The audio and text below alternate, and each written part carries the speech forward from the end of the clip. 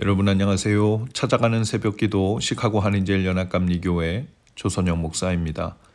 오늘도 변함없는 주님의 은혜와 평강이 저와 여러분의 삶의 종일 풍성하기를 기도합니다. 오늘 말씀은 누가복음 23장 8절에서 12절까지 말씀입니다.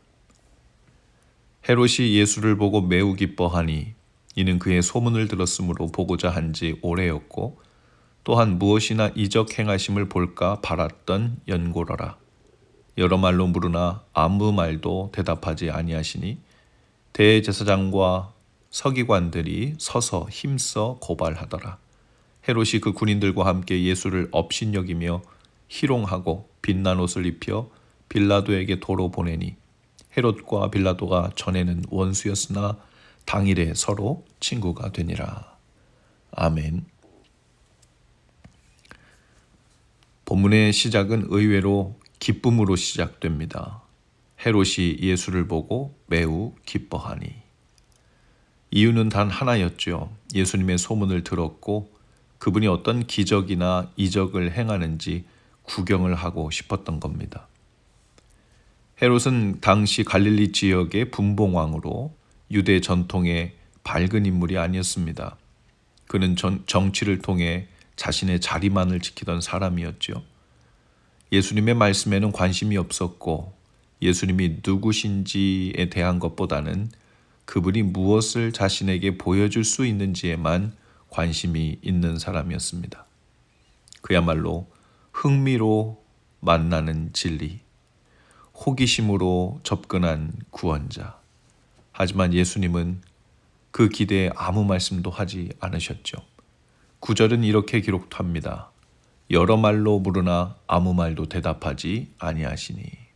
이 대목은 우리에게 큰 충격을 줍니다. 예수님은 한마디도 대답하지 않으십니다. 왜 침묵하셨을까요? 왜 진실을 말해서 오해를 풀지 않으셨을까요? 예수님은 말씀으로 죽은 자를 살리셨고 진리를 선포하셨지만 그 순간에는 침묵이 하나님의 뜻을 이루는 길이었음을 아셨기 때문입니다. 말씀보다 침묵이, 행동보다 기다림이 더 큰 순종일 때가 있죠.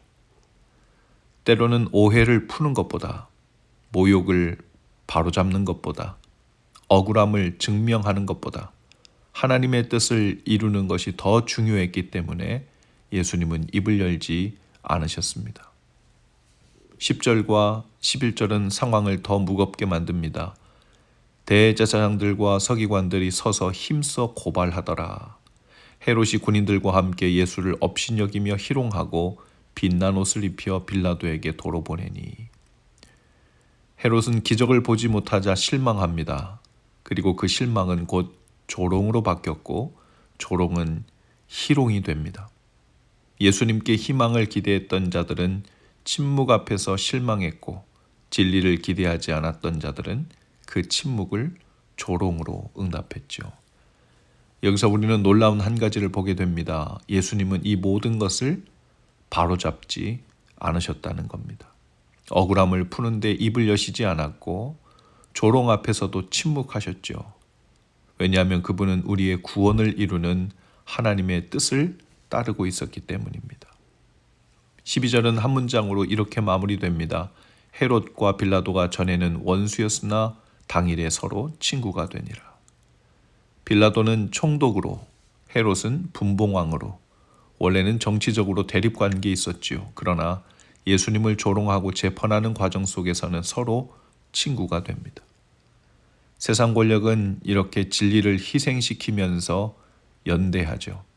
불의한 판단을 통해서 잠시나마 하나 되는 모습 속에서 인간의 타협과 계산, 또 세상의 연합이 얼마나 무섭고 어리석은지 우리는 보게 됩니다. 하지만 예수님은 그 불의의 틈에서조차 아무 말도 하지 않으십니다. 왜냐하면 그 침묵조차 하나님의 뜻의 일부였기 때문입니다. 사랑하는 여러분, 예수님은 무기력해서 침묵하신 것이 아닙니다. 무력해서 참으신 것도 아닙니다. 그 침묵은 결정적인 선택이었고 구원을 향한 주님의 순종의 표현이었습니다. 우리도 때로 억울함을 겪습니다. 오해를 받기도 하고 조롱을 들을 때도 있지요. 그럴 때마다 우리는 변명하고 싶고 해명하고 싶어집니다. 하지만 때때로 하나님은 우리에게 이렇게 말씀하십니다.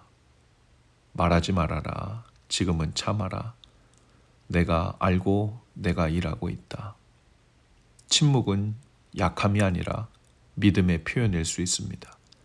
진리를 끝까지 붙들기 위해, 하나님의 뜻을 온전히 따르기 위해 우리도 예수님처럼 말할 수 있어도 말하지 않을 용기도 필요합니다.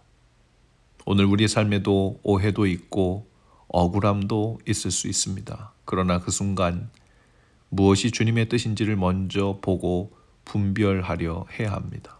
주님을 먼저 바라보아야 하죠. 그리고 하나님의 뜻을 위해 입을 열지 않으셨던 주님, 하나님의 뜻을 위해 침묵하셨던 주님을 기억하고 바라보시기 바랍니다. 그리고 이렇게 고백합니다. 주님, 말하고 싶지만 침묵하겠습니다. 바로잡고 싶지만 이 일에 대해선 하나님의 뜻이 그러하시니 주님의 때를 기다리겠습니다. 저의 억울함보다 주님의 뜻이 더 중요하다는 것을 믿습니다.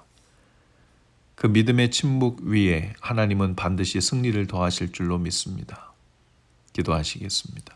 주님, 저희도 주님을 따라 나의 일, 사람의 일보다 하나님의 뜻을 기준 삼고 살게 하옵소서.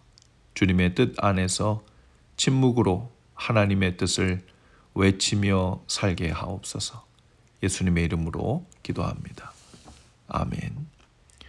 여러분, 오늘도 말씀 동행으로 화이팅입니다. 오늘 저녁에는 성금요일 십자가의 7말씀 기도회로 모이고 내일 아침에는 교회에서 모이지 않고 찾아가는 새벽 기도회로 전환됩니다.